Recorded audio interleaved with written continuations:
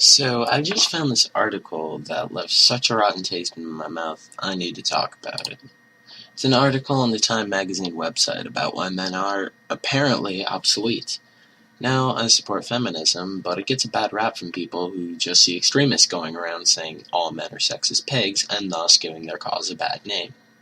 This article is from one of those extremists. By the way, it goes on to clarify that men aren't literally obsolete because sperm is required for giving birth, and I hate this lady already if that's the best thing she has to say about men. Anyways, the first reason she lists is that men are quote-unquote failing in the workplace, which does have some fact behind it. The facts are that more women have been working and less men have been doing so, to the point where women now make up the majority of the workforce, and 1 in 5 men are out of work. Another fact is, in most continents, women make up 60% of the people who are in college degrees. Really? Only 60%? That is a majority, but only about 10%. This means 40% of people who are in college degrees are still men, and that's a pretty large number of them, even if it's not quite half. Moving on to reason number 2, this is where things start to appear more biased. It states that men are becoming useless because now more women are working to support their families rather than men doing so. And this makes men useless?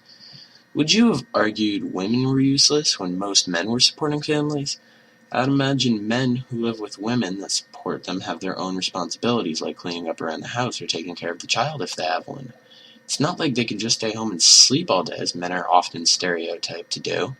If they did this, I'd imagine their wives wouldn't be happy. I mean, they work all day and come home to their husband who's done nothing all day. I don't think it works like that. You wouldn't want to be married to him anymore, I'd think.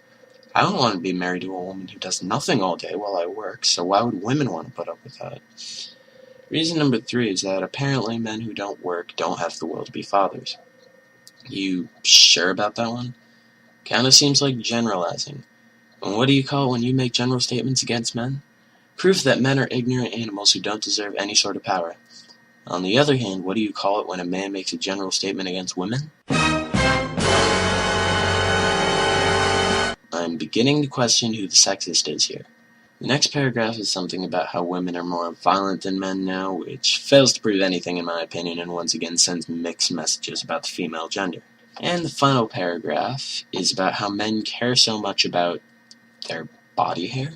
Really? I mean, the article is somewhat serious up to this point. Now you're going to complain about guys that just like their body hair? I mean, aren't people saying that women shouldn't be ashamed of having body hair? The double standards in this article are just staggering. She goes on to compare men to bicycles and say that there are aspects about them that can be kept, but also aspects that can be isolated. Hey, you know what it's called when a man compares a woman to an object? Yep, Anna, you're definitely the sexist here. Don't get me wrong, I don't hate women by any means. What I hate is women who seem to think their gender is superior to that of men. And the only thing worse than that is men who think their gender is superior to that of women. You can't judge something based entirely around gender. Statistics can help partially judge something, but overall it depends more on the person. Both genders are flawed in some ways, but both have people who have been extremely heroic and influential. Anyways, I'm PowerSource321 signing off. Peace, YouTube.